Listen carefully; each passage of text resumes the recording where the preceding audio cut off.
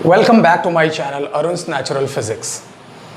Last lecture मैंने आपको बता दिया था कि आज के दिन, आज का जो लेक्चर है उस दिन हम न्यूमेरिकल सीखेंगे। मैंने आपको पॉलीगन लॉ, पैरेललोग्राम लॉ और ट्रायंगल लॉ बता दिया था। आज मैं थोड़ा सा रिवाइज कराऊंगा और उसके बाद फिर न्यूमेरिकल सीखेंगे। एक चीज़ याद रखिएगा, लाइफ में आप कितने भी कॉन्सेप्ट सीख लें, अगर आप उसको अप्लाई करना नहीं जानते हैं तो कॉन्सेप्ट बेकार है। तो आज हमने जो सीखा है उन कॉन्सेप्ट्स को आज अप्लाई करेंगे और देखेंगे कि कैसे न्यूमेरिकल्स हम सॉल्व कर सकते हैं, सिंपल से सिंपल और टफेस्ट से टफेस्ट भी। ठीक है, चलिए देखते हैं। तो न्यूमेरिकल्स में सबसे पहले मैं आपको बता दूं, कुछ चीजें मैं बता देता हूं। जैसे आपको याद होगा, मैंने ट्रायंगल लॉ बताया था। ट्रायंगल लॉ में मैंने कहा था ये वेक्टर ए है, ध्यान से देखिएगा, और ये वेक्टर बी है और ये इसका रिजल्टेंट है आर, वेक्टर आर।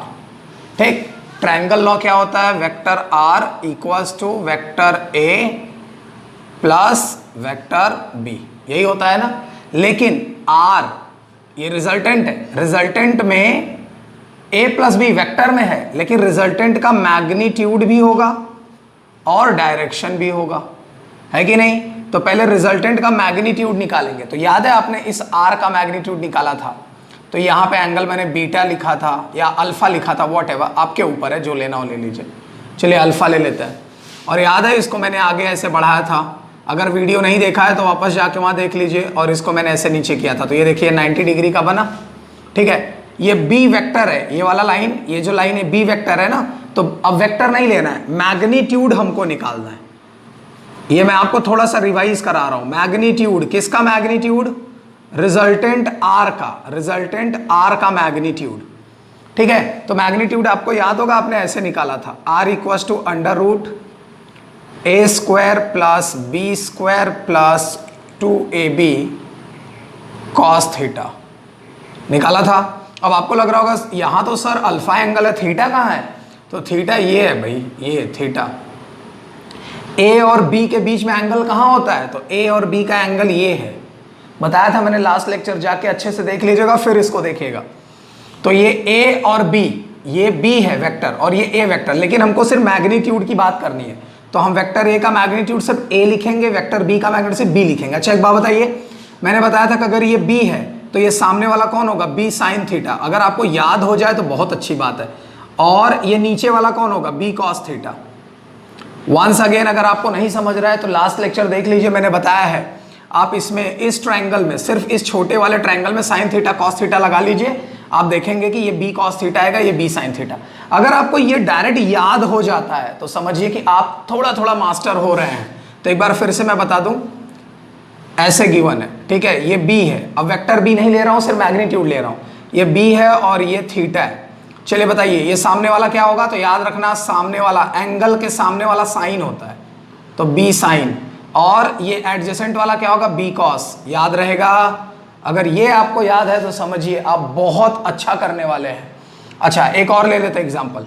मान लीजिए ऐसे गिवन है और ये अल्फा गिवन है, या कुछ और एंगल ले लेते हैं, बीटा गिवन है और ये मान लीजिए पी है।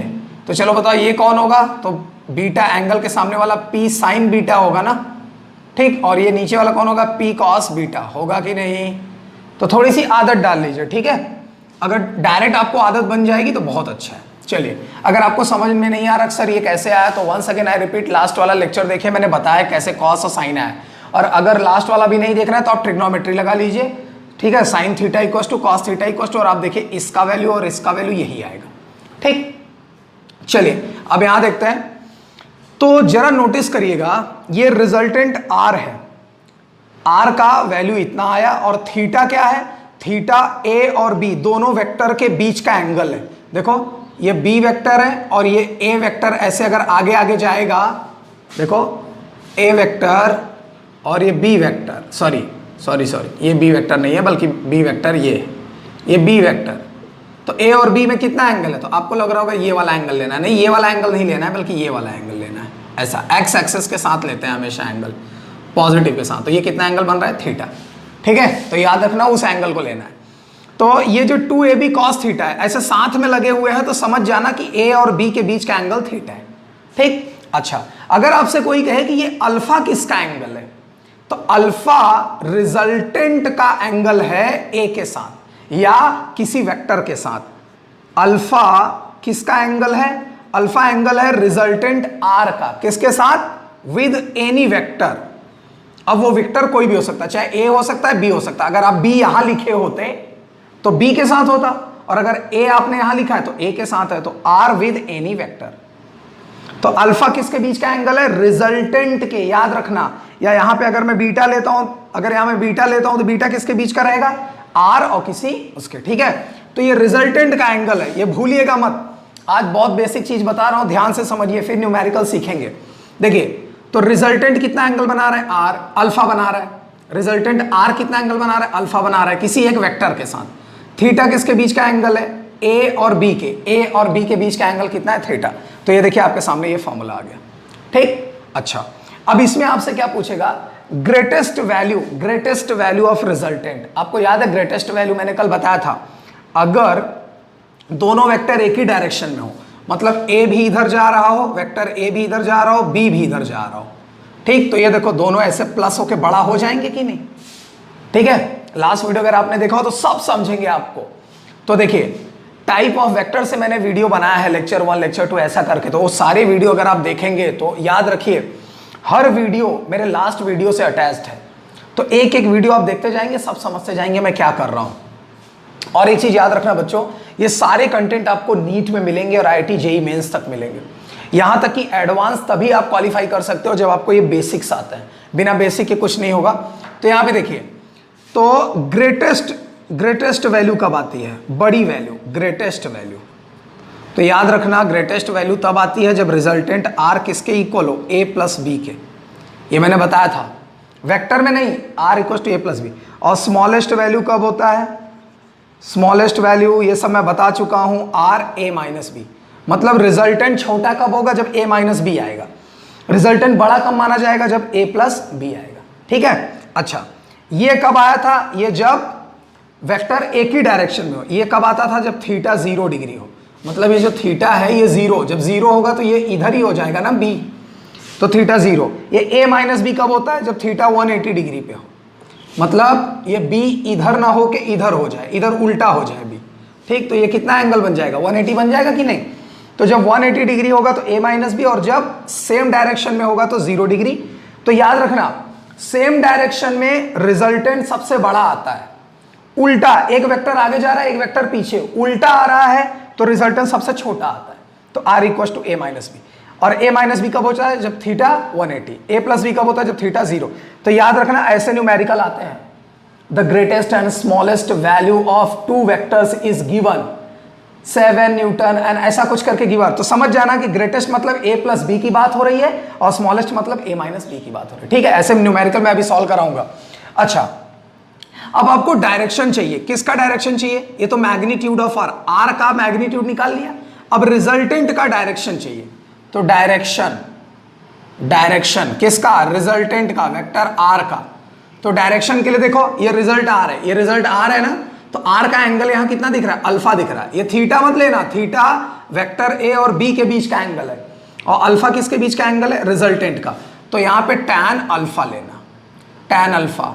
और इसका फॉर्मूला मैंने लिखवाया है। अगर आप इस बड़े वाले ट्रायंगल को देखिए, ये देखिए, ये बड़ा वाला ट्रायंगल देख रहे हैं, ये बड़ा वाला।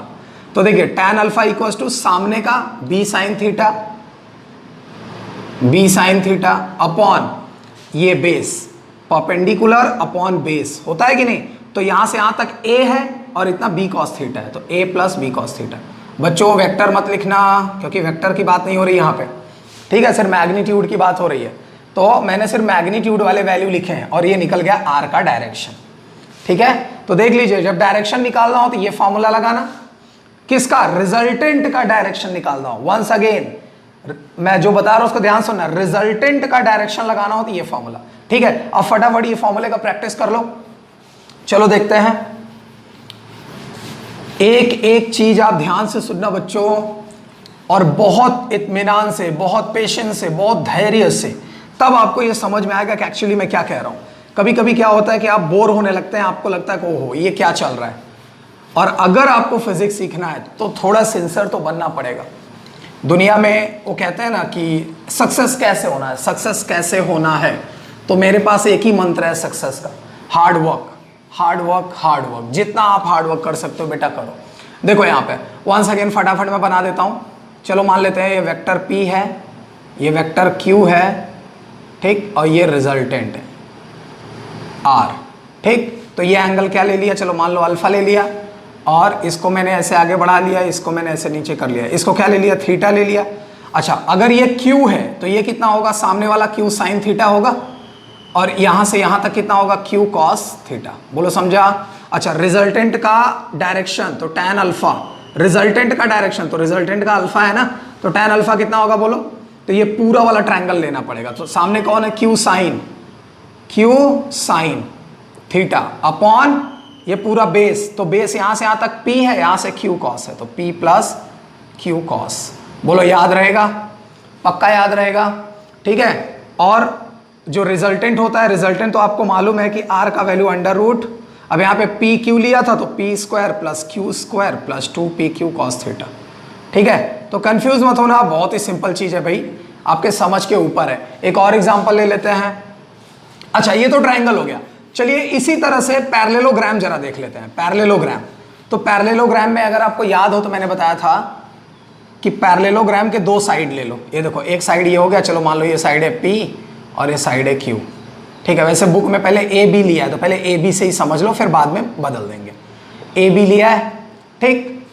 तो देखो वेक्टर है, वेक्टर बी, ठीक है। इनके बीच में एंगल कितना है, तो चलो मान लेते हैं इनके बीच का एंगल थीटा है, ठीक। अब इनका रिजल्टेंट क्या होगा, तो आपने पढ़ा है पैरेललोग्राम में इनका रिजल्टेंट ये होता है डायगोनल।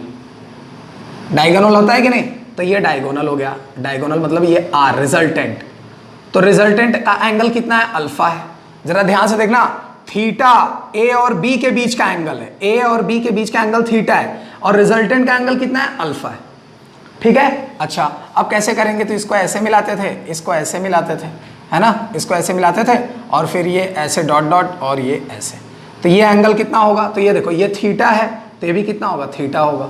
क्यों, क्योंकि ये वाला देखो ए है, ये ऐसे ए बढ़ता जा रहा है ना, ये ए वाला बढ़ता जा रहा है ना ऐसे आगे, और ये कौन है, ये बी वाला है।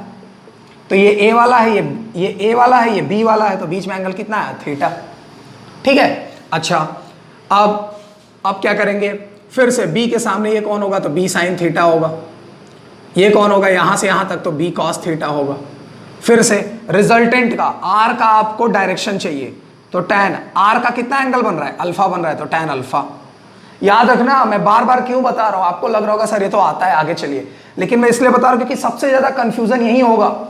तो जब टैन अल्फा, अल्फा किसका एंगल है, रिजल्टेंट का, ठीक है। तो टैन अल्फा क्या होगा, ये सामने वाला B sine theta, B sine theta upon पूरा यहां से यहां तक, तो ये इतना ए है, ये बी कॉस थीटा है, तो ए प्लस बी कॉस थीटा।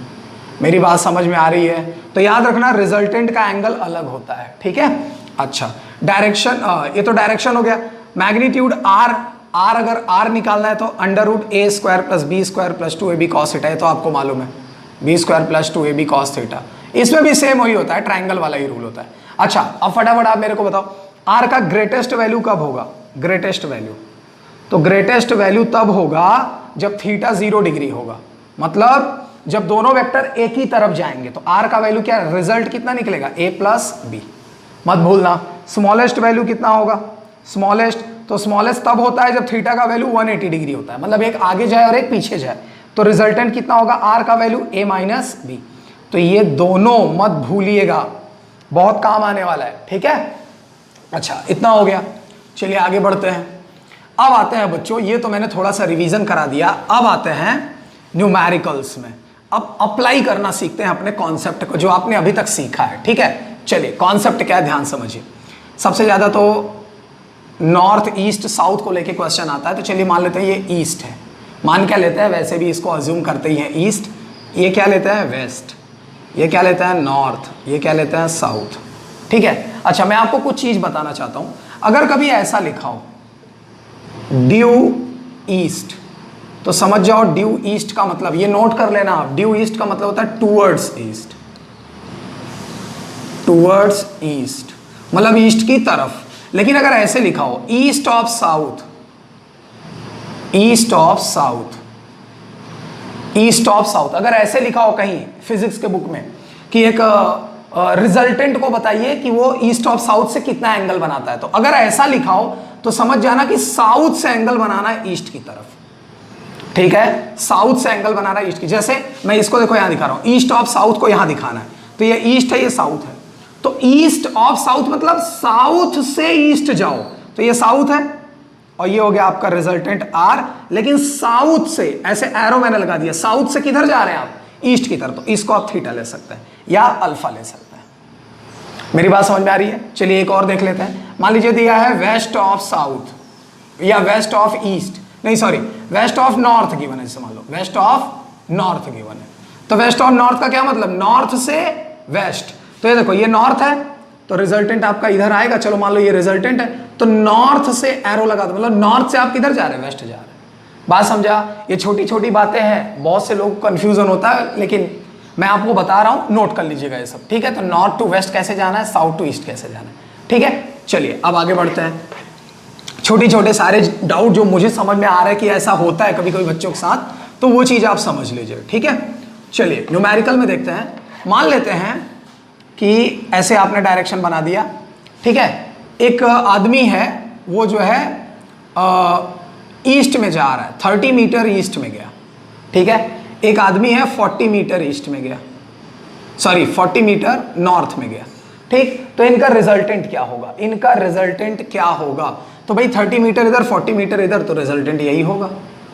ठीक है, रिजल्टेंट कहां से लेंगे, इधर से लेंगे, इधर से। क्यों? क्योंकि एक्स एक्सेस, ज्यादातर कोशिश करना यहाँ पे एक्स एक्सेस से लेने का। ठीक है, तो इसको रिजल्टेंट चलो अल्फा मान लिया, ये आर हो गया। ठीक, अब जरा ध्यान से देखो, अगर मैं इसको पैरेललोग्राम बनाऊं तो पैरेललोग्राम ना होके ये स्क्वायर बन गया, लेकिन स्क्वायर में भी हम पैरेललोग्राम मेथड लगा सकते हैं। तो ये 40 है तो ये कितना होगा, ये भी 40 होगा, तो ये 30 हो गया, ये 40 हो गया। आपको आर चाहिए तो आर इक्वस टू क्या लगा दिया जाए, 30 का स्क्वायर प्लस 40 का स्क्वायर, तो 30 का स्क्वायर प्लस 40 का स्क्वायर। सॉल्व करेंगे तो आएगा 50 मीटर।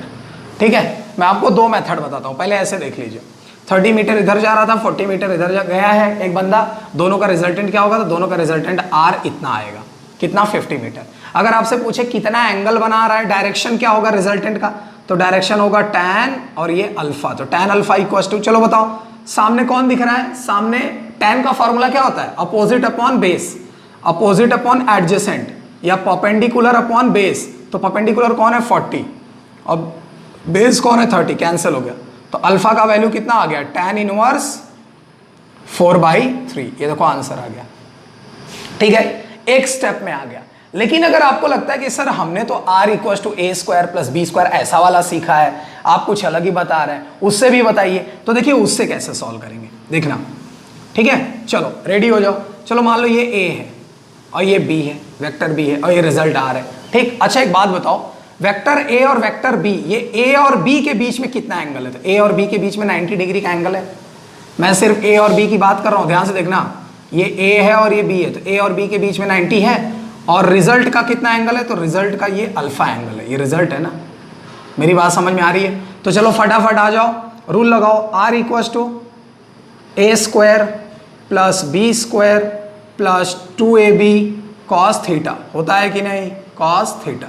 ठीक, चलो बताओ, ये तो आपको मालूम है ना, ये थीटा कौन है, a और b के बीच का एंगल है। ठीक, चलो वैल्यू सब्स्टिट्यूट करो। तो a का वैल्यू कितना है, चलो 30 है, तो 30 का स्क्वायर प्लस 40 का square plus 2 into 30 into 40 into cos 90। आपको मालूम है कॉस 90 जीरो होता है, तो ये पूरा जीरो हो गया, पूरा जीरो हो गया। तो बचा क्या, 30 का स्क्वायर बचा प्लस 40 का स्क्वायर बचा, प्लस आगे तो जीरो हो गया ना सब ये पूरा, क्योंकि कॉस 90 जीरो होता है, तो ये जीरो हटा देता। देखो फिर आ गया कि नहीं, सॉल्व करो, 50 मीटर आएगा इसका आंसर। तो देखो उससे भी आ गया कि नहीं। अब डायरेक्शन अगर आपको निकालना है r का वैल्यू, तो देखो tan अल्फा, याद है आपको कैसे करते थे आप, b sine theta upon a plus b cos theta, formula याद है, चलो सब्स्टिट्यूट करो। तो tan alpha b sine theta की जगह 90 डिग्री। अरे भाई थीटा कौन है, ये है, ये थीटा है, ये थीटा है पूरा, और ये अल्फा है। आर वाला, है ना। तो थीटा कितना 90, तो B sign 90 upon A plus, ठीक है, बी कॉस 90, तो बी कॉस 90। चलो बताओ, साइन 90 1 होता है तो सिर्फ बी बचा ऊपर और अपॉन ए, कॉस 90 0 होता है तो ये तो पूरा 0 हो गया ना, तो बचा सिर्फ ए, तो बी अपॉन ए बचा, है कि नहीं। अब tan अल्फा इक्वल्स टू कितना बचा, सिर्फ बी अपॉन ए। चलो बताओ बी का कितना वैल्यू है 40 है और ए का कितना है 30 है, तो कैंसिल हो गया। तो देखो फिर से वही आ गया कि नहीं, alpha equals to tan inverse 4/3, ठीक है। तो रूल आप कोई भी लगाइए, आंसर सेम आने वाले हैं, ठीक। चलिए और आगे बढ़ते हैं। अगर आप ये लगाते हैं तो ये सबसे बेस्ट है, सबसे बेस्ट है ये, इसको अगर आप यूज करते हैं। चलिए देखते हैं आगे, एक दो एग्जांपल और देखते हैं। चलो मान लेते हैं कि एक बॉडी पे 3 न्यूटन और 5 न्यूटन का फोर्स लग रहा है 60 डिग्री पे। एक बॉडी है, जैसे ये मान लीजिए एक बॉडी है और इस पे 3 न्यूटन का फोर्स लग रहा है इधर से, और इधर से 5 न्यूटन का फोर्स लग रहा है कितने पे, 60 डिग्री पे। तो इसका रिजल्टेंट कितना होगा, इसका रिजल्टेंट कितना होगा, ठीक है। तो देखिए रिजल्टेंट कैसे निकालेंगे, ये तो डायग्राम में आपको ऐसे बना रहा हूं, लेकिन अगर आप पैरेललोग्राम बनाना चाहते हैं तो ऐसे बनाइए, ये देखिए ऐसे, और ये 5 न्यूटन बना लीजिए, और इनके बीच में कितना लग रहा है 60 डिग्री लग रहा है। तो ये थीटा हो गया ना आपका, थीटा कितना दिया है 60 डिग्री, और आपसे रिजल्ट पूछ रहा है, आर पूछ रहा है डायगोनल। तो रिजल्ट के लिए ये अल्फा लेंगे कि नहीं, आप समझ में आ रहा होगा थोड़ा थोड़ा। तो चलो फटाफट आ जाओ, आपसे रिजल्ट पूछ रहा है, ठीक है। फिर से सुन लीजिए सवाल, एक बॉडी है और एक बॉडी पे 3 न्यूटन का फोर्स लग रहा है, 5 न्यूटन का फोर्स लग रहा है कितने पे, 60 डिग्री पे। तो आपको क्या बताना है, रिजल्ट का मैग्नीट्यूड बताना है और डायरेक्शन बताना है, ठीक है। तो ये देखो आर का वैल्यू क्या होता है, चलो फटाफट बताओ मुझे, A square plus B square plus 2ab cos theta. तो जब आप सॉल्व करेंगे ना बेटा, तो यहां ऐसे लिख लेना कि लेट वेक्टर ए का वैल्यू है 3 न्यूटन, बी का वैल्यू है 5 न्यूटन और थीटा का वैल्यू है 60 डिग्री। ऐसे आप लिख लोगे, तब यहाँ वैल्यू सब्सटीट्यूट कर दो। तो आर का वैल्यू सब्सटीट्यूट कर दो, तो ए का स्क्वायर मतलब 3 का स्क्वायर प्लस 5 का स्क्वायर प्लस 2 इंटू 3 इंटू 5 और इंटू कॉस 60 डिग्री, ठीक है। तो चलो फटाफट सॉल्व करो। 3 का स्क्वायर कितना हुआ, 3 का स्क्वायर हुआ 9, 5 का स्क्वायर 25 प्लस 2 3 जा 6 5 जा 30 इंटू कॉस 60 कितना होता है 1/2 होता है। तो इससे कैंसिल किया 15 आ गया। तो 9 प्लस 25 प्लस 15 कितना होगा, तो 25 प्लस 15 कितना हुआ 40 और 49 हो गया ये 49, और इसका वैल्यू आ गया 7 न्यूटन। तो रिजल्ट आ गया आपका 7 न्यूटन, ठीक है, समझ में आ रहा होगा ना। अच्छा अब आपको tan निकालना है, तो tan अल्फा निकालना है, जरा ध्यान से देखना, tan अल्फा, ये अल्फा निकालना है रिजल्ट का। तो आपको फॉर्मूला याद है, b sine theta upon a plus b cos theta, है ना। तो चलो b का वैल्यू कितना है, तो b का वैल्यू यहाँ पे देखो, b का वैल्यू 5 है, तो 5 और साइन और थीटा कितना 60 डिग्री, तो साइन 60 डिग्री अपॉन a का वैल्यू कितना है 3 प्लस b का वैल्यू कितना है 5 और कॉस 60 डिग्री। समझ में आया। तो इसको मैं रब कर रहा हूं, ध्यान से देखना। चलो देखो अब वहां से, तो साइन 60 डिग्री का वैल्यू कितना होता है, साइन 60 डिग्री का वैल्यू कितना होता है, तो tan अल्फा तो 5 into sine 60 degree √3/2 upon 3 plus 5 cos 60 का वैल्यू 1/2। सॉल्व कर लीजिए, आंसर हो गया। तो इसको हम चलो मान लेते हैं ये 5√3/2 अपॉन, इसको देखो 5/2 और 2 3 जा 6 प्लस 11/2। अरे भाई इतना तो फ्रैक्शन सॉल्व कर लो, ये फ्रैक्शन सॉल्व करके देखो यही आएगा, 2 से 2 कैंसिल, तो कितना है 5√3 अपॉन 11। तो tan अल्फा का वैल्यू इतना आ गया। तो अल्फा का वैल्यू कितना आ जाएगा, tan इनवर्स करके लिख दो, बस कुछ निकालने की जरूरत नहीं है, डिग्री वगैरह में कुछ निकालने की जरूरत नहीं, ये आपका आंसर हो गया, ठीक है। तो बहुत ही सिंपल है। चलिए एक और एग्जांपल देख लेते हैं, एक और एग्जांपल देख लेते हैं, ठीक। एक दो पहले अच्छे से प्रैक्टिस कर लीजिए, फिर थोड़ा लेवल बढ़ाते हैं, टिपिकल करते हैं क्वेश्चन को, ठीक है। चलिए देखिए एक और क्वेश्चन देख लेते हैं। मान लीजिए एक बॉडी पे 4 न्यूटन का फोर्स लगा है और एक बॉडी पे 2 न्यूटन का फोर्स लगा है 30 डिग्री पे, ठीक है। तो रिजल्टेंट का मैग्नीट्यूड बताइए और डायरेक्शन बताइए। ठीक, तो आप अगर डायग्राम बनाना है तो देखो डायग्राम ऐसे बना सकते हो। मान लो ये 4 न्यूटन है और ये 2 न्यूटन है, ऐसे लग रहा है, मतलब बॉडी यहाँ रखा है तो बॉडी पे यहाँ की तरफ बॉडी पे ऐसे 4 न्यूटन लग रहा है और ऐसे बॉडी पे 2 न्यूटन लग रहा है, और इनके बीच का एंगल आपको दिया है कितना 30 डिग्री, तो आपको थीटा गिवन है 30 डिग्री, है ना। लेकिन रिजल्टेंट तो ये होगा ना आर, ये आर होगा ना, और आर का एंगल क्या लेते हैं, अल्फा लेते हैं। ठीक, अब आपको रूल याद आ रहा होगा, तो आर कैसे निकालेंगे, तो R equals to A square, तो चलो ए इसको मान लिया, बी इसको मान लिया, ठीक है, तो A square plus B square plus 2ab cos theta. चलो फटाफट वैल्यू सब्सटीट्यूट करते हैं। ए का स्क्वायर मतलब 4 का स्क्वायर, बी का स्क्वायर मतलब 2 का स्क्वायर प्लस 2 इंटू 4 इंटू 2 और इंटू कॉस 30। ठीक है, तो कितना आया, 4 का स्क्वायर 16, 2 का स्क्वायर 4 प्लस 4 टू ज़ा 8, 8 टू ज़ा 16, 16 इंटू कॉस 30 का वैल्यू कितना है, √3/2, तो 2 से कैंसिल किया 8, तो 8 √3, तो ओवरऑल कितना है 16 4 20 प्लस 8 √3, तो ये आंसर हो गया आपका आर का। अगर आपको और सॉल्व करना है तो √3 का वैल्यू भी सब्सटीट्यूट कर लो, तो 20 प्लस 8 इंटू √3 का वैल्यू 1.732। ठीक है, अब 8 का इससे मल्टीप्लाई कर दोनों ऐड कर लो तो फिर एक आंसर आ जाएगा, इसका भी स्क्वायर रूट निकाल लो, वो आंसर हो जाएगा, उतना न्यूटन आ जाएगा। ठीक है, तो सिंपल है, लॉजिक आप पहले समझो, लॉजिक समझ में आ रहा है कि नहीं। तो √3 का वैल्यू निकाला, इसको मल्टीप्लाई करके फिर इन दोनों को ऐड करके वैल्यू आएगा और उसका स्क्वायर रूट निकाल लो, आंसर आ गया। ठीक है, अच्छा अब आपको डायरेक्शन चाहिए, आर का डायरेक्शन चाहिए, तो चलो फटाफट मेरे को फॉर्मूला बता दो। फॉर्मूला कैसे अप्लाई करेंगे, तो tan alpha equals to B sine theta upon A plus B cos theta. Formula याद रखो बेटा, बहुत काम आएगा। b का वैल्यू कितना 2 into sine 30 degree upon a का वैल्यू 4 प्लस 2 कॉस 30 डिग्री।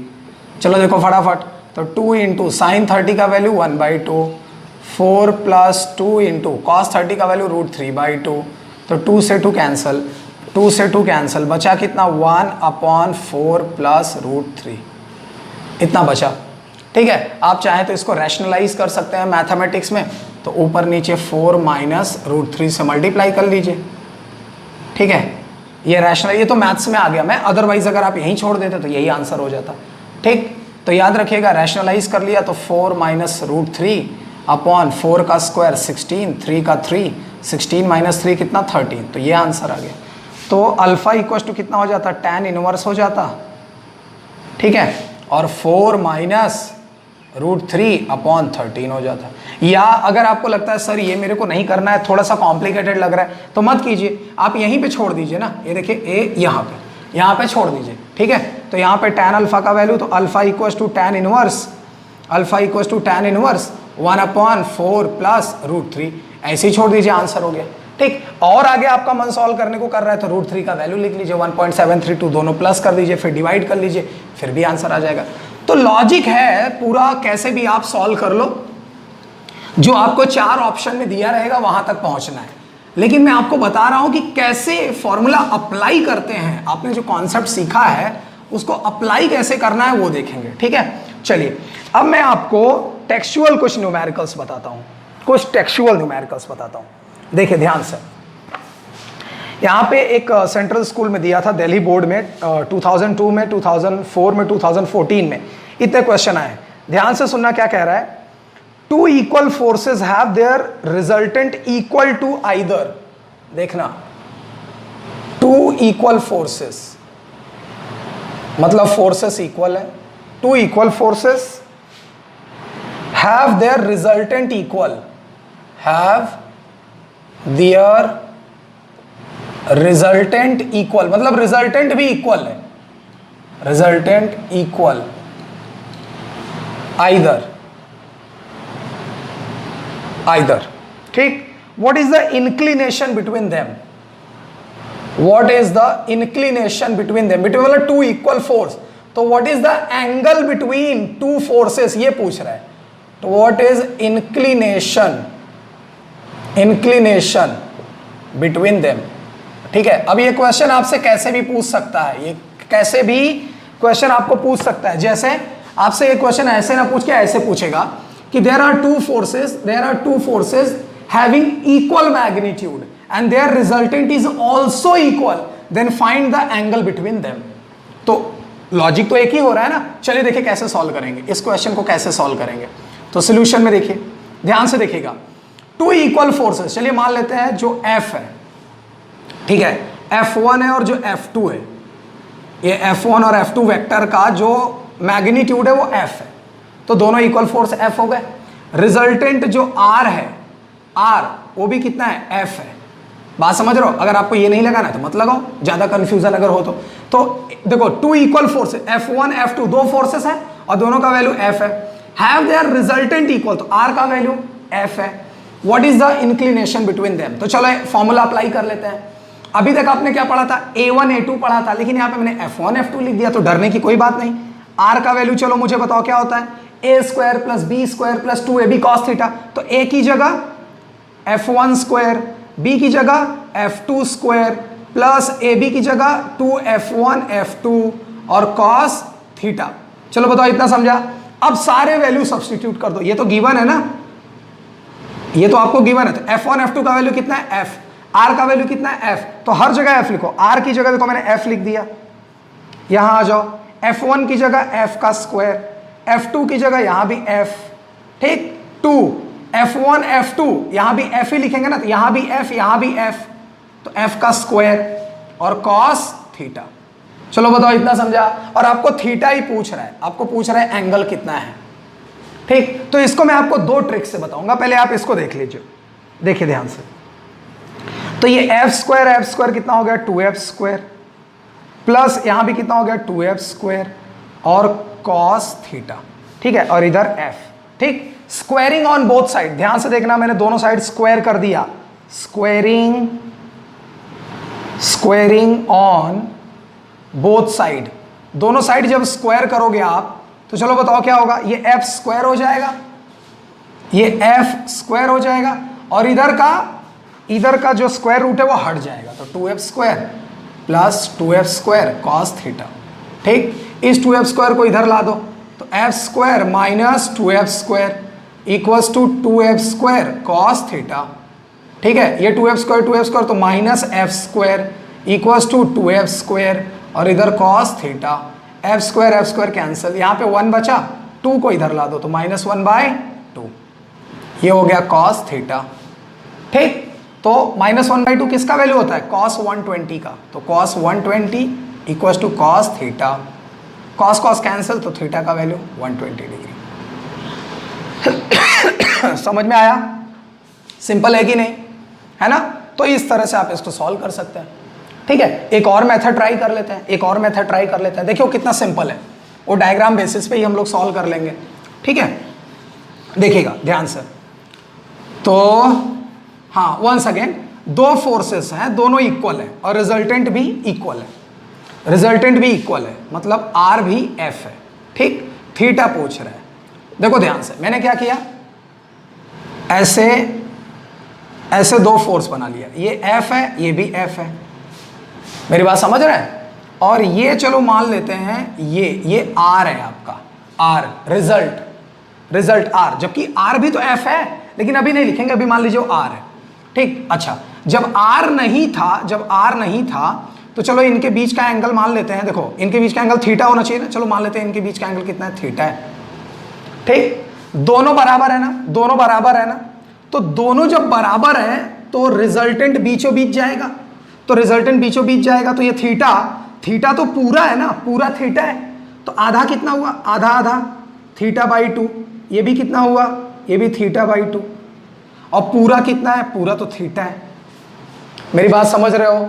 मतलब मैंने थीटा को दो पार्ट में डिवाइड कर दिया, θ/2 प्लस θ/2, देखो आधा ये हो गया और आधा ये हो गया, ठीक है, और पूरा कितना है, थीटा, ठीक। अच्छा, एक चीज आप याद रखना बेटा, अभी रिजोल्यूशन में आगे पढ़ाऊंगा, लेकिन फिर यहां पे वो सम आगे इसलिए बताना पड़ रहा है।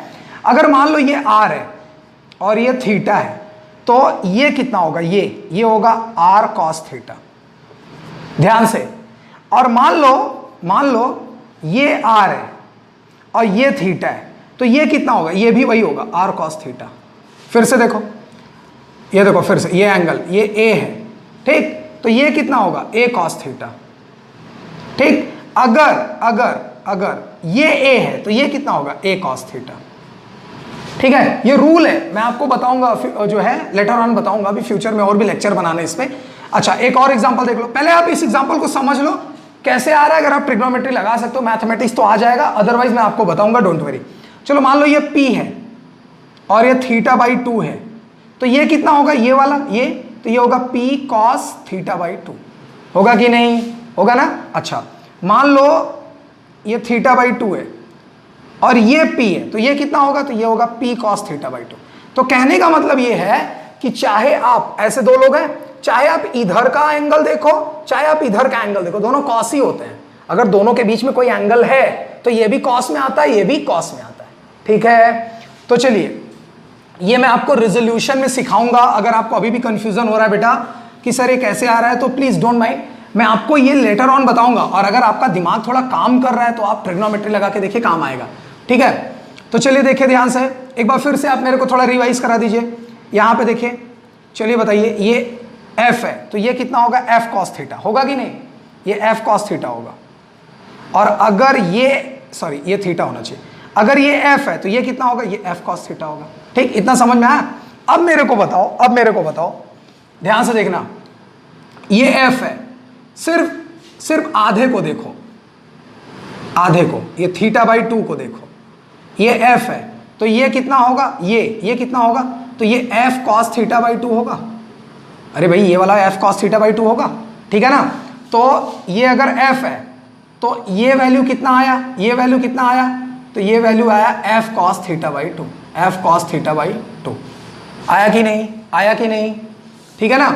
अब देखो इस f से आपने इसको तोड़ा, इसको, ठीक है, तो f cos थीटा बाई 2। अब ये भी तो एक f है यार, ये भी तो एक f है, और ये देखो इनके भी बीच में तो थीटा बाई 2 है, तो इस f को अगर इसमें लाओगे वापस तो ये भी तो f cos थीटा बाई 2 होगा। मेरी बात समझ में आई। तो इस f की वजह से भी ये f cos थीटा बाई 2, इस f की वजह से भी ये f cos थीटा बाई 2, तो 2 बार f cos थीटा बाई 2 हुआ। और यही क्या है, यही रिजल्ट है आपका।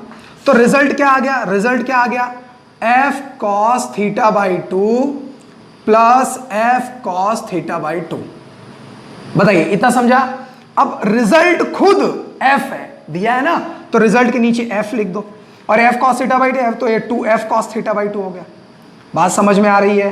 तो f से f कैंसिल, 2 को इधर डिवाइड कर दो तो 1/2 equals to cos theta by 2, ठीक। तो ये किसका वैल्यू है, तो ये cos 60 डिग्री का वैल्यू है, तो cos 60 degree equals to cos theta by 2। तो cos कैंसिल, तो थीटा बाई 2 का वैल्यू कितना आ गया, थीटा बाई 2 का वैल्यू कितना आया, थीटा बाई 2 का वैल्यू 60 डिग्री आ गया। अब आपको पूरा थीटा चाहिए था, पूरा theta, angle between, what is the inclination between them in 2 equal forces के बीच में कितना एंगल है, तो 2 के बीच में थीटा एंगल है ना, तो थीटा चाहिए, तो थीटा इक्वल्स टू ये 2 का क्रॉस मल्टीप्लाई कर दो, देखो 120 डिग्री आ गया कि नहीं। बात समझा, इतना क्लियर हुआ। चलिए इसको मैं एक बार फिर से बता देता हूं, ध्यान से देखिए, ठीक है। एक बार फिर से थोड़ा सा कॉन्सेप्ट आपका क्लियर होना चाहिए किसी भी कीमत पर, कैसे भी करके आप ये सम समझिए। देखिए पहला ट्रिक तो बता दिया था, वो R square equal to A square B square, वैसा करके कर सकते हैं।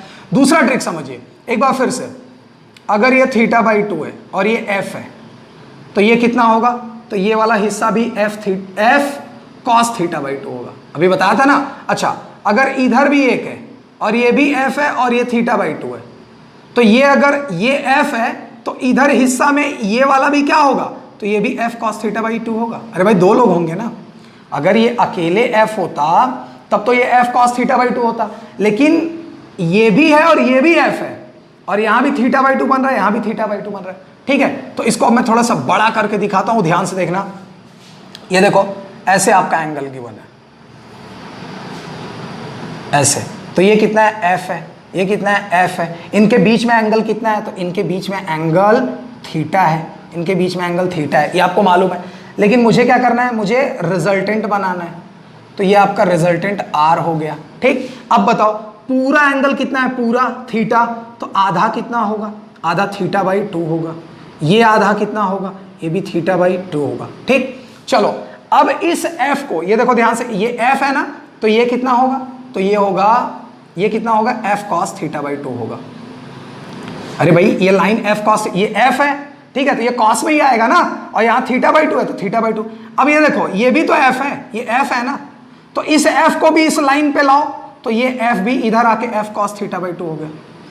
तो अब आप खुद देखो, ये जो r है, r ये 2 बार आ रहा है f cos θ/2 plus f cos θ/2, 2 बार आ रहा है कि नहीं? ठीक, तो r खुद भी f है, देखो देयर रिजल्टेंट इक्वल, मतलब r भी कितना है, f है, तो f cos θ/2 है, तो ये 2f cos θ/2 हो गया। बात समझा? f से f कैंसिल, यहाँ 1 बचा, 2 को डिवाइड कर दो तो 1/2, और ये cos θ/2, तो ये 1/2 किसका वैल्यू है, cos 60 डिग्री का, तो cos 60 degree equals to cos θ/2, तो cos cos कैंसिल, तो θ/2 का वैल्यू कितना आया, 60 डिग्री, तो थीटा का वैल्यू कितना आया, 2 का क्रॉस मल्टीप्लाई कर दो 120 डिग्री।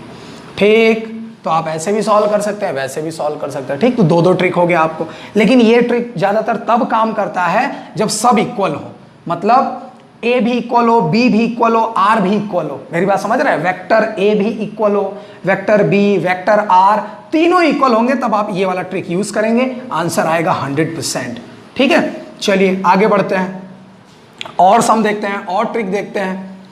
ठीक है, तो आपको याद है ग्रेटेस्ट वैल्यू वाला याद है, रिजल्टेंट किसके इक्वल होता है, a प्लस बी के, और स्मॉलेस्ट वैल्यू कितना होता है, a माइनस बी के, याद आ रहा है? चलिए एक उसी से रिलेटेड सम देखते हैं। ठीक, तो आपको थोड़ा और डाउट क्लियर हो जाएगा, आपको और डाउट क्लियर हो जाएगा। तो देखिए यहां पे दिया है the greatest and least resultant, question देखिए क्या दिया है, greatest and least resultant R दिया है कितना, 29 न्यूटन ग्रेटेस्ट है और 5 न्यूटन लीस्ट है। If each force is increased by 3, अगर ये फोर्स इंक्रीज किया गया है, सबको इंक्रीज किया गया, इंक्रीज्ड बाय 3 न्यूटन, ठीक है, find the resultant of 2 new forces acting at right angle, theta का वैल्यू भी दे दिया 90 डिग्री। तो आप बताइए जो नया फोर्स आया, तो नया फोर्स चलो मान लिया F1 एंड F2 आया, ठीक है, नया फोर्स F1 और F2, तो वो क्या होगा, यही पूछ रहा है ना, find the resultant of 2 new vector.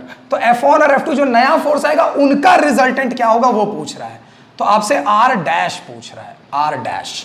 चलो मैं आपको सम एक बार फिर से इलैबोरेट कर दूं, ध्यान से समझना। 2 वेक्टर गिवन है, मान लीजिए ऐसे करके 2 वेक्टर गिवन है, ठीक है, ये मान लिया मैंने वेक्टर A है और ये वेक्टर B है। ठीक, फिर क्या कह रहा है कि ग्रेटेस्ट रिजल्टेंट 29 है, सॉल्यूशन में आइए। आपको याद है ग्रेटेस्ट कब होता है, R equals to A plus B, कुछ याद आया, यही मैं बता रहा था, तो ये ग्रेटेस्ट है, ये ग्रेटेस्ट रिजल्टेंट है ना। चलो बताओ R का वैल्यू कितना दिया, 29, तो R का वैल्यू 29, तो A प्लस बी का वैल्यू कितना आ गया 29, इक्वेशन नंबर 1। ठीक, लीस्ट कितना दिया है, तो R equals to A minus B, ये लीस्ट रिजल्टेंट है, बताया था मैंने स्टार्टिंग में ही, मैंने बता दिया था, है ना, रिवीजन करवाया था। तो R का वैल्यू कितना दिया है 5 न्यूटन, तो A minus B equals to 5 newton, equation number 2। दोनों इक्वेशन सॉल्व कीजिए, A और B आ जाएगा। ठीक है, सॉल्व करके देखते हैं, यहाँ पे देखते हैं, अभी मैं इसको रब कर देता हूँ। चलिए देखिए, तो A प्लस बी का वैल्यू है 29 न्यूटन और A माइनस बी का वैल्यू है 5 न्यूटन। ठीक है, अकॉर्डिंग टू क्वेश्चन सॉल्व करिए, B से B कैंसिल, ये 2A हो गया और 29 और 5 34, तो A का वैल्यू आ गया 17 न्यूटन। ठीक, B का वैल्यू कितना आएगा, तो यहाँ पे 17 न्यूटन रखो और इधर लाके माइनस कर दो, या यहाँ 17 न्यूटन रखो इधर लाके प्लस कर दो, तो ये 22 न्यूटन। तो देख लो भाई इतना आ गया। तो A और B मतलब ग्रेटेस्ट और लीस्ट वैल्यू, दो वेक्टर का ग्रेटेस्ट रिजल्टेंट और लीस्ट रिजल्टेंट ये था, तो वो दोनों वेक्टर थे कौन, तो वो दोनों वेक्टर ये थे 17 और 22। बात समझा। अब कह रहा है अगर इन वेक्टर्स में हम 3 इंक्रीज कर दें और ये दोनों वेक्टर 90 डिग्री पे हो जाए तो रिजल्ट क्या होगा, तो 3 पहले इंक्रीज कर दो। चलो देखो ध्यान से, देखो यहां ध्यान से, अब मैंने 3 इंक्रीज कर दिया, 3 इंक्रीज कर दिया, तो नया वेक्टर क्या बन गया, नया वेक्टर क्या बन गया, ये ऐसे ऊपर लिख देता हूं थोड़ा, नया वेक्टर क्या बन गया, तो ए डैश बन गया, तो ए डैश, तो 17 में 3 ऐड कर दो तो कितना 20 न्यूटन।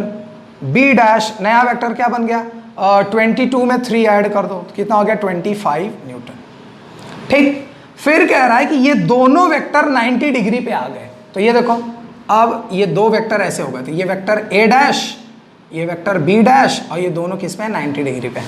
ठीक, तो कह रहा है रिजल्टेंट बताओ, मतलब आप आर बताओ। इतना क्लियर? तो पैरेललोग्राम रूल लगा दो, R equal to A square plus B square plus 2ab cos theta. तो ए डैश का स्क्वायर, ए डैश कर देना क्योंकि यहाँ पे डैश है ना नया वैल्यू, तो ए कितना है, ए डैश कितना है 20, तो यहाँ 20 का स्क्वायर प्लस बी कितना है 25, तो 25 का स्क्वायर प्लस 2 इंटू 20 इंटू 25 और इंटू कॉस 90, कॉस 90। ठीक, चलो बताओ 20 का स्क्वायर कितना 400, 25 का स्क्वायर कितना 625। अच्छा, ये तो पूरा जीरो हो गया, क्यों? क्योंकि कॉस 90 जीरो होता है, तो इधर प्लस जीरो हो गया ना। तो r का वैल्यू कितना है 400 प्लस 625, ऐड कर दो तो 1025, तो r का वैल्यू आ गया अंडर रूट 1025। ठीक है, अब 1025 जिसका भी स्क्वायर रूट होता है उसको कर लीजिए। तो ये किसी का स्क्वायर रूट आई थिंक होता नहीं है, ठीक है, तो इसको आप ऐसे सॉल्व कर लेना। 5 के टर्म्स में आप इनको मल्टीप्लाई कर लोगे तो 5 2 ज़ा 10, यहाँ पे देखो एलसीएम ले लेते हैं तो 1025, एलसीएम लिया तो 5 205, फिर 5 से किया 41, तो ये 5 इंटू 5 इंटू 41, तो 5 इंटू 5 इंटू 41, तो 5 बाहर आ गया अंडर रूट 41, तो ये देखो r का वैल्यू इतना आ गया 5 रूट 41। ठीक है, तो ये आपका आंसर हो गया। क्लियर हुआ? तो याद रखना क्वेश्चन जो कह रहा था यही फाइनल आपका आंसर हो गया, तो रिजल्टेंट आ गया आपका 5 रूट 41। ठीक, एक बार फिर से क्वेश्चन में बता दूं, घर पे सॉल्व कर लेना। कह रहा था क्वेश्चन दो वेक्टर हैं, दोनों वेक्टर का जो रिजल्टेंट है ग्रेटेस्ट वो 29 है, उनका जो रिजल्टेंट लीस्ट है स्मॉलेस्ट वो 5 है। ठीक, फिर उन दोनों वेक्टर को, अब पता नहीं वो दो वेक्टर कौन थे, तो दो वेक्टर मैंने सॉल्व किया ना, तो कितना आया 17 20। फिर कह रहा कि वो जो दो वेक्टर आएंगे उनमें अगर मैं 3 इंक्रीज कर दूं, तो ये देखो मैंने 3 इंक्रीज कर दिया। फिर अगर वो दोनों वेक्टर 90 डिग्री पे हो जाए, ये देखो दोनों वेक्टर 90 डिग्री पे हो गए, तो फिर कह रहा रिजल्ट बताओ, आर बताओ, आर बताओ। तो मैंने निकाल दिया इस फॉर्मूले से यार। इतना क्लियर हुआ? तो बहुत ही सिंपल सा मैं ये भी। चलिए और आगे चलते हैं, देखते हैं और तरह के न्यूमेरिकल देखते हैं। ठीक है, प्रैक्टिस करिए, प्रैक्टिस जितने न्यूमेरिकल आप कर सकते हैं, आपके पास कोई रेफरेंस बुक हो तो आप इससे सॉल्व कीजिए, आपको बहुत अच्छा लगेगा। इवन आप ज़्यादा से ज़्यादा प्रैक्टिस करेंगे, ज़्यादा से ज़्यादा सीखेंगे इसको। ठीक है, चलिए और एक दो न्यूमेरिकल मैं आपको बताता हूँ। देखिए धीरे धीरे हर एक चीज़ को सीखेंगे हम लोग। ठीक, ध्यान से यहाँ पे गिवन है, एक ऐसा एग्जांपल लेता हूँ जो थोड़ा काम की चीज़ हो, आपको और नॉलेज आपका बढ़ाए। हाँ, कभी मान लीजिए ऐसा सम गिवन हो, 2 फोर्सेस हुज मैग्नीट्यूड, ध्यान से देखना क्वेश्चन दिया है 2 फोर्सेस, 2 फोर्सेस है और वो 3:5 में गिवन है। ठीक है, और रिजल्टेंट R गिवन है 35 न्यूटन। ठीक है, if the angle of inclination theta दिया है दोनों के बीच में 60 डिग्री। ठीक है, calculate the magnitude of each force, magnitude of each, दो फोर्सेस रेशियो में है, आपको अलग अलग बताना है। तो चलो यार लेट कर लो सॉल्यूशन में, ये आपका क्वेश्चन हो गया। तो क्या करोगे, पहले रेशियो हटाओ, तो मैंने F1 इक्वल टू मान लिया 3x और F2 इक्वल टू मान लिया 5x। ठीक भाई, रेशियो हटाया ना, और बाद में आपको F1 और F2 पता लगाना है क्या होगा। तो चलो सॉल्व करते हैं, देखते हैं। तो F1 का वैल्यू 3x, F2 का वैल्यू 5x, R का वैल्यू थीटा का वैल्यू गिवन है, फॉर्मूला लगाओ, R equal to A square plus B square. तो R नहीं, ए नहीं लूंगा, F1 square plus F2 square, क्योंकि फोर्स गिवन है तो फोर्स के टर्म में लिख लिया। बोलो समझ में आ रहा है? तो F1 F2 cos थीटा। अब यहाँ पे देखो R का वैल्यू कितना है 35, F1 का वैल्यू कितना है 3x, तो 3x का स्क्वायर कितना हुआ 9x स्क्वायर, F2 का स्क्वायर तो मतलब 5x का तो 25x square plus 2 into F1 का वैल्यू कितना है 3x प्लस 5x और थीटा कितना है इंटू कॉस 60 डिग्री। ठीक, चलो सॉल्व करो। तो 35 यहां सॉल्व करो तो 25 और 9 मिलकर कितना हो गया 34x स्क्वायर प्लस 2 3 जा 6 5 जा 30x स्क्वायर इंटू कॉस 60 का वैल्यू 1/2। तो देखो 2 से कैंसिल किया तो 15 आया। अब 34x स्क्वायर और 15x स्क्वायर दोनों ऐड कर दो तो कितना है 49x स्क्वायर। यहाँ पे कितना 35। 49x स्क्वायर का वैल्यू कितना आएगा 7x आएगा और यहाँ कितना है 35। तो x का वैल्यू कितना आया 7 से डिवाइड कर दो तो x का वैल्यू आ गया 5। ठीक, अब आपसे पूछ रहा था ये दोनों फोर्स क्या होंगे, तो फोर्स तो x x में गिवन है ना या रेशियो में था ना, मुझे अलग अलग बताना है। तो अलग अलग क्या करेंगे, x का वैल्यू 5 यहाँ रखो तो 3 इंटू एक्स का वैल्यू 5 तो 5 3 जा 15 न्यूटन। एक फोर्स इतना है 5 इंटू एक्स का वैल्यू 5 और एक 25 न्यूटन। ये आंसर हो गया। तो यही आपसे पूछ रहा था कि अलग अलग ये फोर्स क्या होंगे। ठीक है, तो देख लीजिए ऐसे सॉल्व कर लिया। ठीक, चलिए आगे बढ़ते हैं और देखते हैं क्वेश्चन। आप इन सबको नोट करते जाइएगा और नोट करने के बाद एक बार खुद से भी सॉल्व करने की कोशिश कीजिए। आप अपने टेक्स्ट बुक में देखिए इस तरह से ढेर सारे न्यूमेरिकल्स गिवन होंगे। आपको कोई डाउट आता है तो आप पूछिए। ठीक है, मैं कोशिश करूंगा कि आपकी हेल्प हो सके। अगर कोई ऐसा टॉपिक जो स्किप हो रहा हो, जो आपको ना समझ में आ रहा, सर ये टॉपिक नहीं सिखाया गया है, तो मैं वो टॉपिक भी आपको बता दूंगा। चलिए और सम देखते हैं भाई, और सम जिससे आपका और डाउट क्लियर हो जाए, ज़्यादा से ज़्यादा डाउट क्लियर हो जाए। ठीक है, एक हम देखते हैं AI EEE में आया था। AI EEE में the sum of magnitude of two forces acting, the sum of magnitude of two forces acting 18 newton and magnitude of their resultant. याद रखना क्वेश्चन में कह रहा है सम ऑफ टू फोर्सेस, और भी किसका सम, मैग्नीट्यूड का। कितना है 18 न्यूटन और रिजल्टेंट भी गिवन है। याद रखना ये सब मैग्नीट्यूड में गिवन है 12 न्यूटन।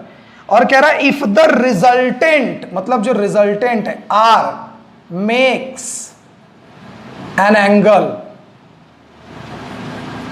कितना 90 degree with the force, 90 degree with smaller force. Smaller माने कोई एक वेक्टर ले लो, स्मॉलर फोर्स। ठीक, फिर कह रहा है what are the magnitude of the two forces, मतलब वो दोनों फोर्स कौन है। Find F1 and F2। ठीक, देख लीजिए ध्यान से। अब देखिए कैसे सॉल्व करेंगे इसको। देखिए बहुत ही सिंपल है, जरा लॉजिक लगाइए। कह रहा कि देयर आर टू फोर्सेस, दो फोर्सेस हैं, उनका सम 18 न्यूटन है। याद रखना यहां मैग्नीट्यूड की बात हो रही है, डायरेक्शन की नहीं, कोई वेक्टर कॉन्सेप्ट की बात नहीं हो रही है, सिर्फ मैग्नीट्यूड की बात हो रही है। तो दो वेक्टर के मैग्नीट्यूड का सम कितना है 18। चलो मान लेते हैं solution. Let two forces are, वो दोनों फोर्सेस मान तो लें कौन से हैं, तो ये F1 और F2 मान लिया मैंने, F1 एंड F2। ठीक, अब क्या दिया है, सम दिया है, तो F1 प्लस F2 कितना दिया है 18 न्यूटन, इक्वेशन नंबर 1। और क्या दिया है, रिजल्टेंट R दिया है कितना 12 न्यूटन, इक्वेशन नंबर 2। और आपको क्या दिया है, रिजल्टेंट R, जो R है makes an angle 90 degree with smaller force. अच्छा एक बात बताइए, स्मॉलर फोर्स 12 न्यूटन है, आपको याद है कुछ ऐसा कर सकते हैं। देखिए आप ध्यान से, ये आपका रिजल्टेंट हो गया, ये आपका F2 हो गया और ये आपका F1 हो गया। तो ये रिजल्टेंट है, रिजल्टेंट 90 डिग्री बना रहा है और ये पूरा एंगल है इनके बीच में। अगर आपको पैरेललोग्राम याद आ रहा हो तो ध्यान से देखो, ये 90 है कौन, ये रिजल्टेंट का एंगल है। और रिजल्टेंट कौन होता था, अल्फा। और दोनों फोर्स, ये देखो दोनों वेक्टर के बीच में कितना एंगल होता था, थीटा। कुछ याद आया, तो मतलब आपको अल्फा गिवन है 90 डिग्री, मतलब आपको tan वाला गिवन है।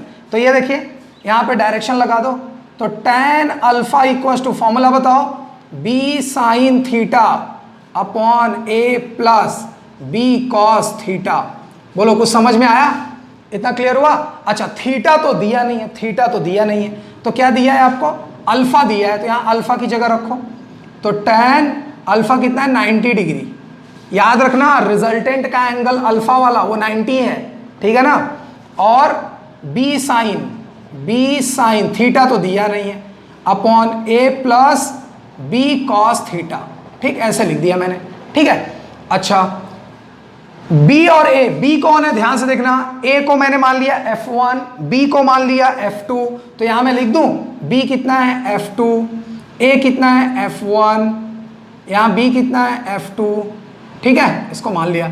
अच्छा अब आप बताओ tan 90 क्या होता है, इनफाइनाइट, और इनफाइनाइट को मैं क्या लिखता हूं 1/0 लिख सकते हैं कि नहीं, और उसके बाद f sign theta upon, sorry ये f2 है, और f1 plus f2 cos theta, cross multiply करो, देखो f2 साइन थीटा का 0 में करोगे तो पूरा 0, और f1 f2 कॉस थीटा का 1 में करो, तो फाइनली आपके पास क्या आया, फाइनली आपके पास क्या आया, ध्यान से देखना, ये आपको दिख रहा है, चलो यहां मैं रब करता हूं, नहीं रब नहीं करता हूं, नहीं तो कंफ्यूजन हो जाएगा। देखो ये 0 का मल्टीप्लाई f2 साइन थीटा में किया तो 0, और f1 f2 का इसमें 1 में किया, तो आपके पास नया इक्वेशन क्या आ गया, f1 plus f2 cos theta equals to 0, ये आपके पास आ गया। अगर आप इसको सॉल्व करते हैं, अगर आप इसको सॉल्व कर रहे हैं, ये देखिए इसको आप सॉल्व करेंगे तो ये आएगा, ठीक। तो यहां से मुझे बताइए f1 equals to f2 cos theta, तो f1, ध्यान से f1 को मैंने उधर भेज दिया 0 के पास, तो f2 cos थीटा कितना आ गया, माइनस f1 आ गया कि नहीं, इसको मैंने मान लिया इक्वेशन नंबर 3। बताइए इतना समझ में आया, इतना क्लियर हुआ सबको। चलिए तो ये देखिए f1 प्लस f2 18 है, r का वैल्यू इतना है, और f2 cos theta minus f1 है। अब क्या करें, अब क्या करें, अब हम लोग डायरेक्ट फॉर्मूला अप्लाई कर दें। चलो इसको भी हटा देता हूं, और डायरेक्ट फॉर्मूला अब देखो मैं अप्लाई करने जा रहा हूं, ठीक है। देखिए फॉर्मूला लगाओ, r इक्वल्स टू, तो f1 का स्क्वायर, अच्छा एक काम और कर सकते हैं ना, देखिए कैसे क्या कर सकते हैं, अगर आप इसको r स्क्वायर बोल दे तो अंडर रूट लगाने की जरूरत है नहीं, तो मैं डायरेक्ट लिखता हूं f2 square plus 2f1 f2 cos theta. बोलो समझा। अब मुझे बताओ r का वैल्यू कितना 12, यहाँ r का वैल्यू 12 का स्क्वायर लिख लो, प्लस f1 का वैल्यू, तो f1 का वैल्यू तो नहीं गिवन है यार, ये तो समझने वाली बात है, जरा ध्यान से देखना। तो इसको मैं ऐसे ही लिख लेता हूँ f1 square plus f2 square plus, यहाँ देखो 2f1, अच्छा f2 cos theta, f2 cos theta का वैल्यू माइनस f1 है, तो यहाँ मैं f2 cos थीटा की जगह माइनस f1 लिख सकता हूँ, ठीक। चलो अब मुझे बताओ, तो ये कितना आ गया, तो ये 12 का स्क्वायर इक्वल्स टू, यहाँ बताओ, यहाँ आ गया f1 का स्क्वायर प्लस f2 का स्क्वायर, और ये माइनस 2f1 का स्क्वायर हो गया ना, f2 cos थीटा, हाँ ठीक है, ये माइनस 2f1 का स्क्वायर हो गया, ठीक है। तो बचा कितना मुझे बताओ, तो यहाँ बचा f2 का स्क्वायर, और f1 इसमें माइनस हो गया, माइनस f1 का स्क्वायर, ठीक है, और इधर 12 का स्क्वायर, ठीक, इतना आ गया। अब एक काम करते हैं, f1 प्लस f2 कितना है 18, तो f1 का वैल्यू कितना होगा 18 माइनस f2, अरे भाई देखो ना f1 प्लस f2 कितना है 18 है, तो f2 का वैल्यू कितना होगा, f2 का वैल्यू, तो f1 इधर ला दो, तो 18 माइनस f1 होगा कि नहीं, तो f2 की जगह मैं 18 माइनस f1 लिख देता हूं, कहां से, इक्वेशन नंबर 1 से, ठीक है। तो चलिए देखें, f2 की जगह मैंने लिख दिया कितना 18 माइनस f1 और इसका होल स्क्वायर, और माइनस f1 का स्क्वायर, और इधर 12 का स्क्वायर 144 कर लो। बोलो इतना समझा, ये कहां से आया, फ्रॉम 1, इतना क्लियर हुआ, कॉन्सेप्ट समझते चलिए। अब बताइए क्या करेंगे, इसका डायरेक्ट ओपन कर लिया जाए ना, तो 18 का स्क्वायर कर लीजिए, तो 6 और 324 आएगा, सॉरी इसका मल्टीप्लाई करने में थोड़ा लेट हो गया, 324, ठीक। और इसको होल स्क्वायर, पूरा होल स्क्वायर ओपन कर रहा हूं मैं, ठीक है। तो देखिए होल स्क्वायर ओपन करने में क्या होगा, 18 a माइनस बी का होल स्क्वायर लगा, तो a स्क्वायर माइनस 2ab, तो 2ab आएगा 36f1, और प्लस b स्क्वायर कितना है f1 स्क्वायर, और माइनस f1 स्क्वायर, तो f1 स्क्वायर कैंसिल, और यहाँ 144। बताइए इतना क्लियर हुआ।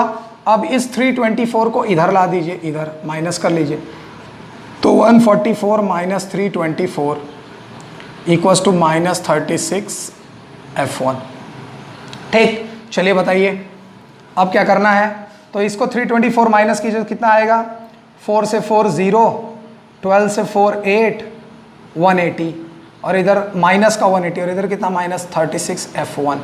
तो माइनस माइनस कैंसिल, 36 से डिवाइड कर दो, 36 फाइजा 180, तो F1 का वैल्यू 5 आ गया,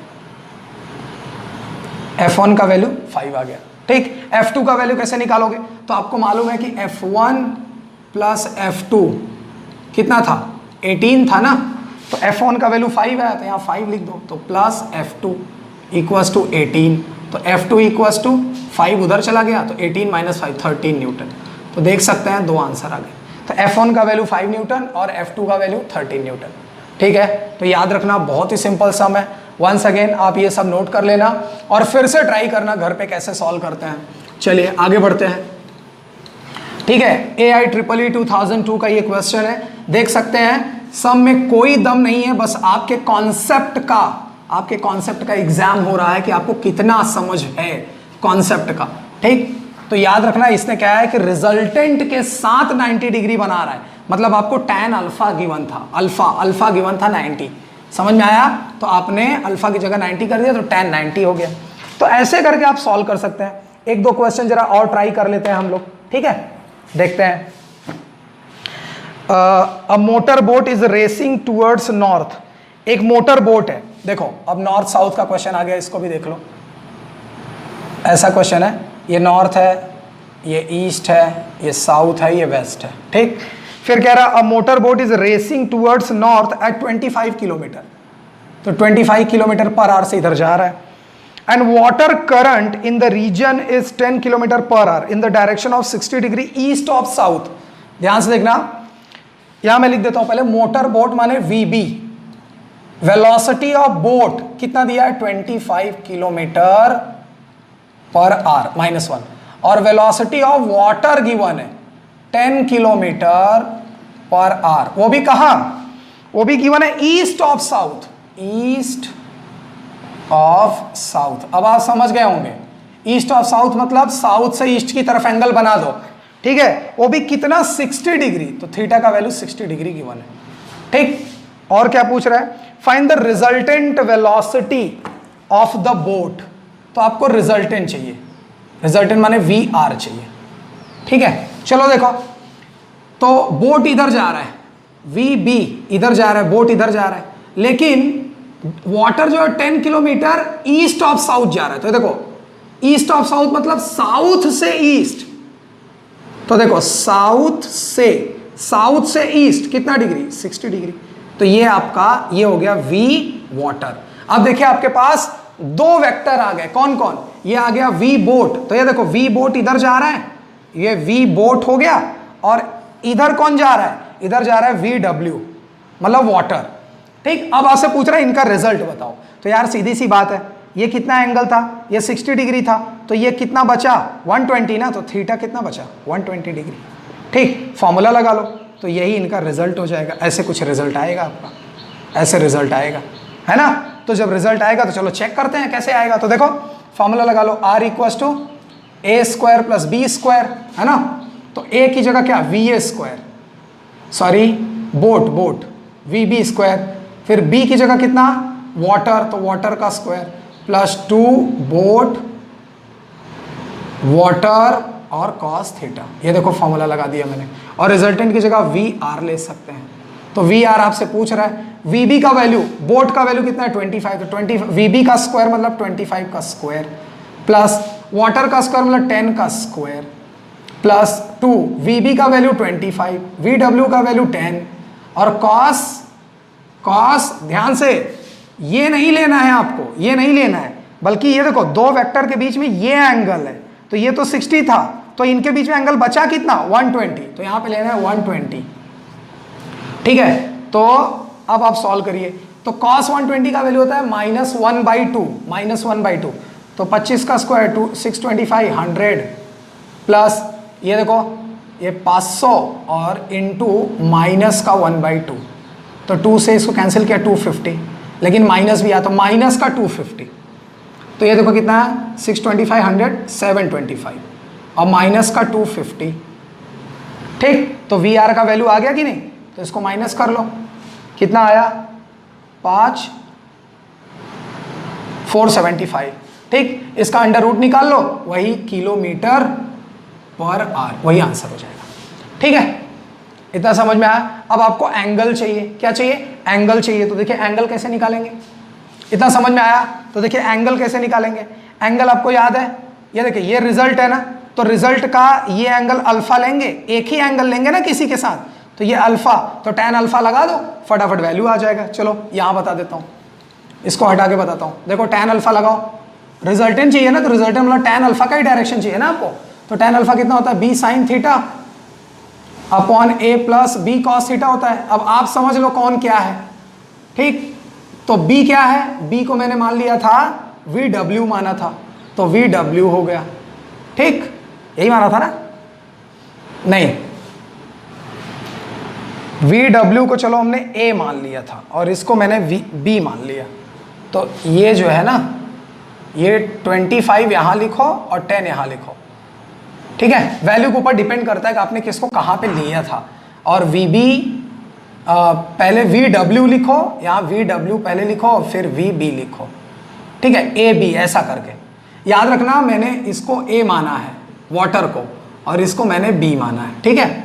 तो ये 2 इंटू ये 25 इंटू 10 ऐसे ही होगा ना, नहीं सॉरी, ये 2 इंटू 10 इंटू 25, 2 इंटू 10 इंटू 25 ऐसा करना था, ठीक। तो ये देखो B को मैंने VW माना है, सॉरी B को मैंने VB माना है, यहाँ VB लिख देते हैं, ठीक, साइन थीटा। आप चेक कर लेना किसको क्या माना है, ज़्यादा कंफ्यूजन नहीं होना चाहिए, बट फॉर्मूला यही लगेगा। ओवरऑल जो कंक्लूजन है VB हो गया, और साइन थीटा, थीटा आपको क्या करना, थीटा 120 है तो साइन 120 अपॉन ए का वैल्यू कितना था, VA लिया था उसको शायद, और VB इसको था, V वाटर था ये, और फिर cos 120। चलो सब्स्टिट्यूट करो, VB का वैल्यू कितना था भाई 25, साइन 120 का वैल्यू, तो साइन 120 मतलब साइन 90 प्लस थीटा, और cos 30, तो cos 30 का वैल्यू होता है √3/2, ठीक है। और अपॉन साइन 120 का वैल्यू √3/2 होता है, याद रखना। VW का वैल्यू कितना है 10, और प्लस VB का वैल्यू कितना है 25, और इंटू cos 120 का वैल्यू होता है -1/2।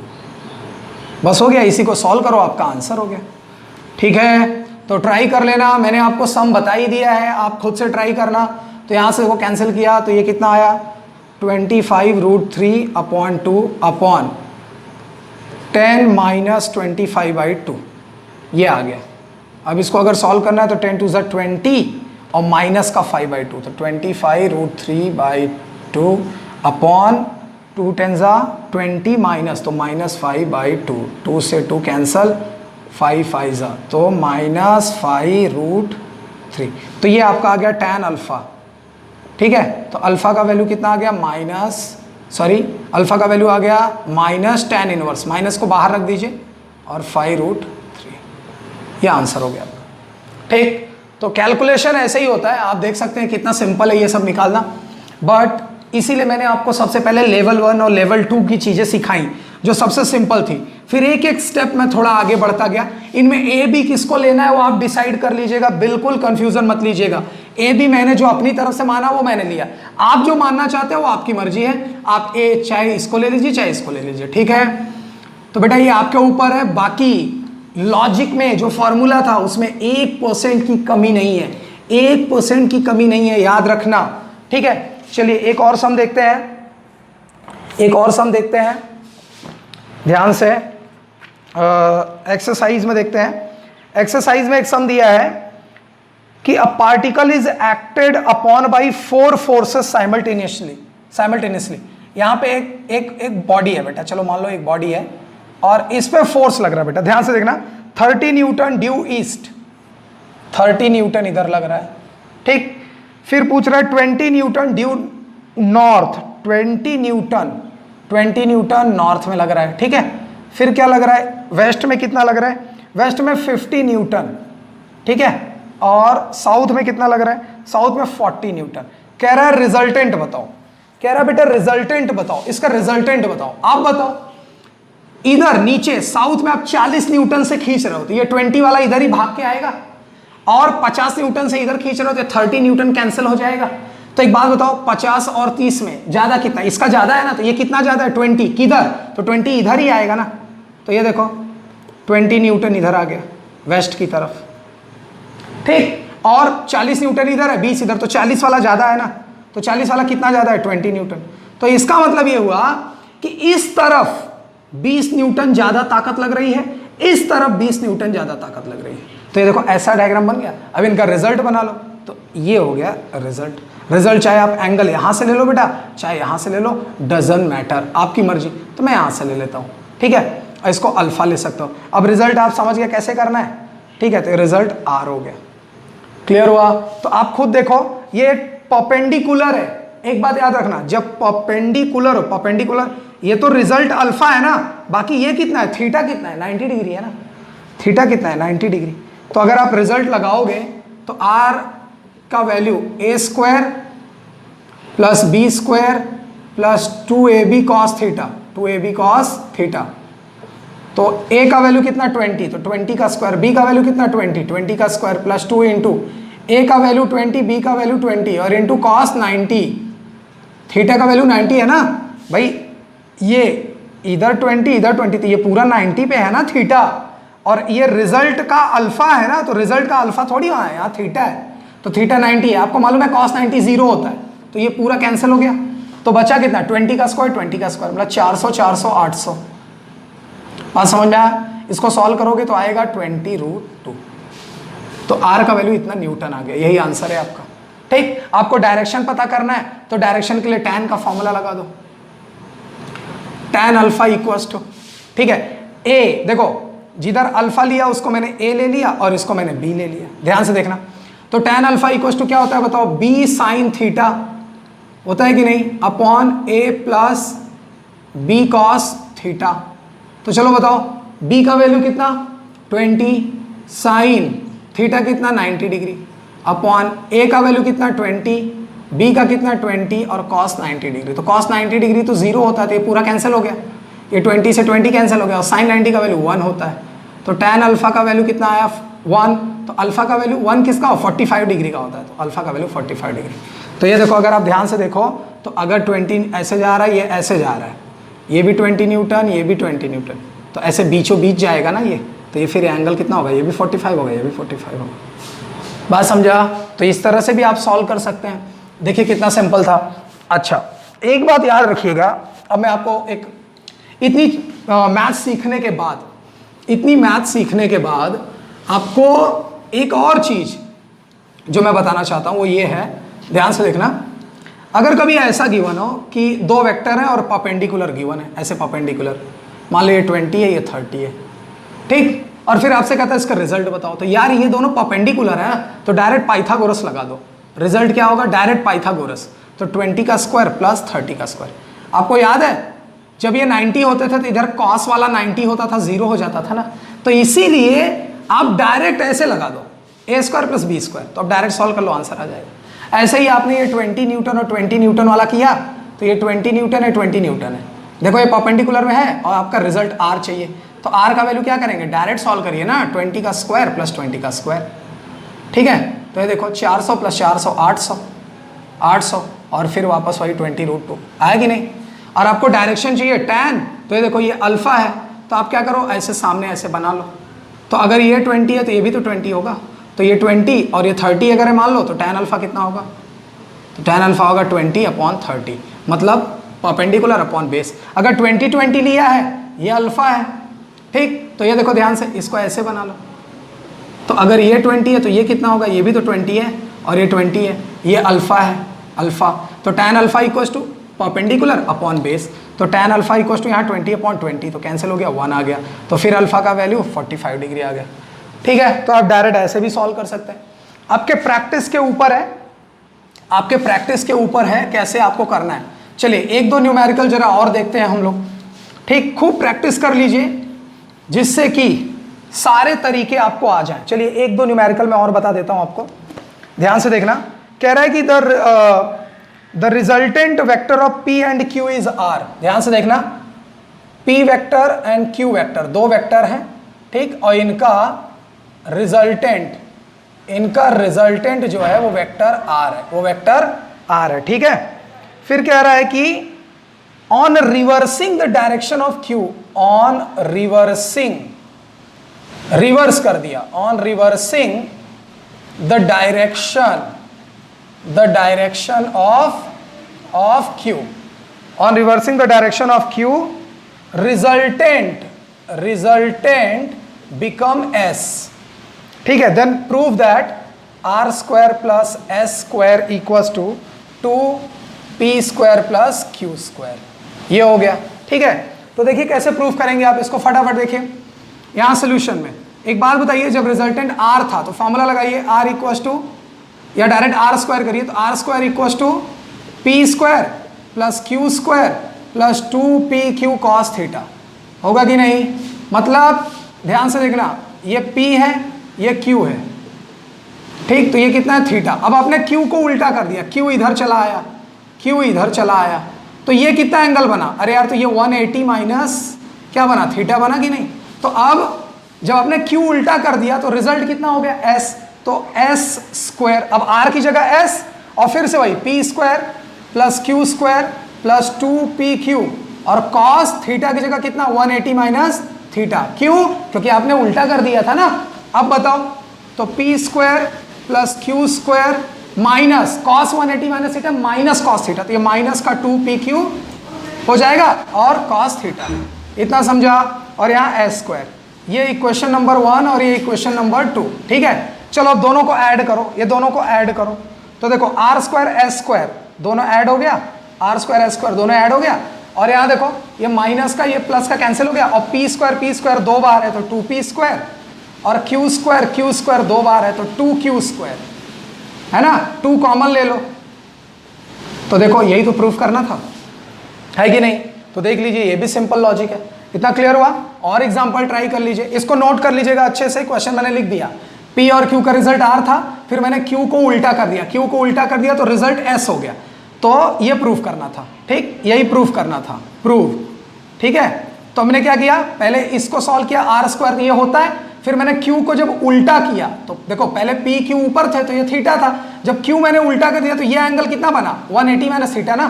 तो ये देखो अब रिजल्ट R की जगह S हो गया, रिजल्ट S हो गया, तो S और PQ वही है, PQ वही है, तो P स्क्वायर Q स्क्वायर और माइनस 2PQ, और cos की जगह 180 माइनस थीटा, 180 माइनस में हो जाता है। फिर मैंने ये और ये दोनों प्लस कर दिया, ये देखिए आंसर आ गया। तो यही प्रूफ करना था। ट्राई करना है इसको घर पे, बहुत ही सिंपल है। चलिए एक आध सम और देख लेते हैं इससे रिलेटेड, ठीक है। ओके, एक और सम मैं देख लेता हूँ। मैं एक सम आपको दे देता हूँ, बिल्कुल ऐसे ही है, ध्यान से देखना, टेक्स्ट बुक से चेक कर लेता हूँ। दिया है at what angle do the two forces P plus Q P minus Q। देखिए दो फोर्सेस दिए हैं, वेक्टर A का वैल्यू गिवन है P प्लस Q, ठीक, वेक्टर B का वैल्यू गिवन है P माइनस Q, और रिजल्टेंट गिवन है, ध्यान से देखना, रिजल्टेंट गिवन है under root 3p square plus Q square, और आपसे थीटा पूछ रहा है, थीटा पूछ रहा है, ठीक, थीटा पूछ रहा है, ठीक है। तो आपको थीटा बताना क्या होगा, मैं आपको बता दूं, सोल्यूशन में थोड़ा हिंट दे दूं। Direct formula R equals to a square plus b square plus 2ab cos theta under root में, होता है कि नहीं? तो यहाँ पे R का वैल्यू कितना?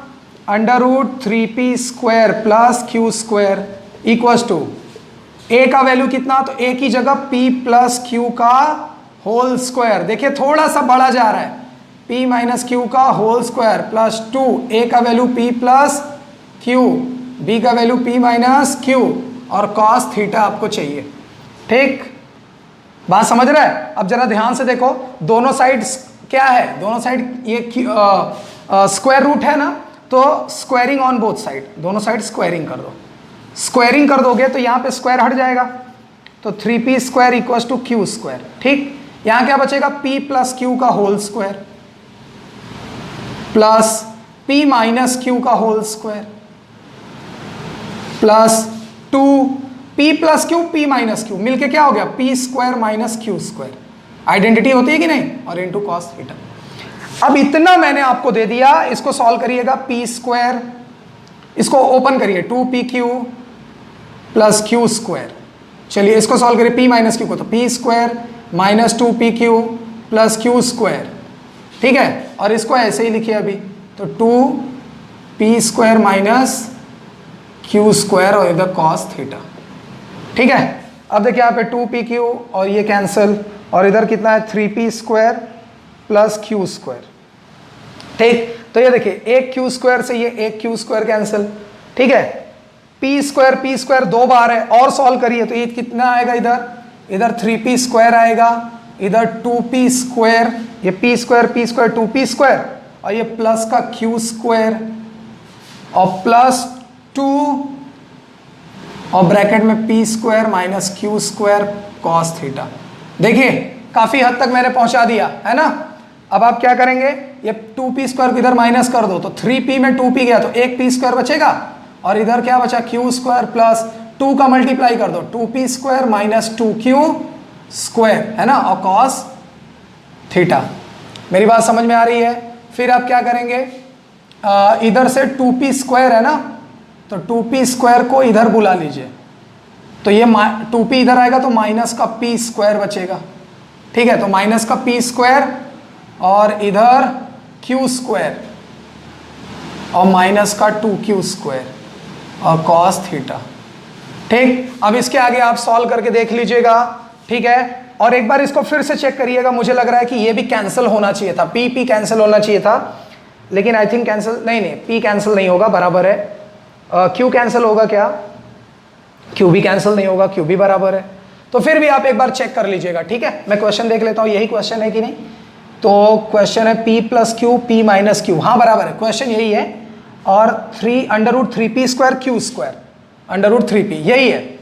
तो आप फॉर्मूला ही अप्लाई कीजिएगा, फॉर्मूला अप्लाई कीजिएगा। और ये मैं यहां तक तो मैंने आपको पहुंचा दिया, थोड़ा हिंट दे दिया ना। अब आप ट्राई कीजिएगा कैसे करके आपको थीटा का वैल्यू लाना है, थीटा का वैल्यू लाना है बेटा। मैंने काफी हद तक कर दिया, अगर कैलकुलेशन में और आगे थोड़ा बढ़ाऊंगा तो आ जाएगा आंसर।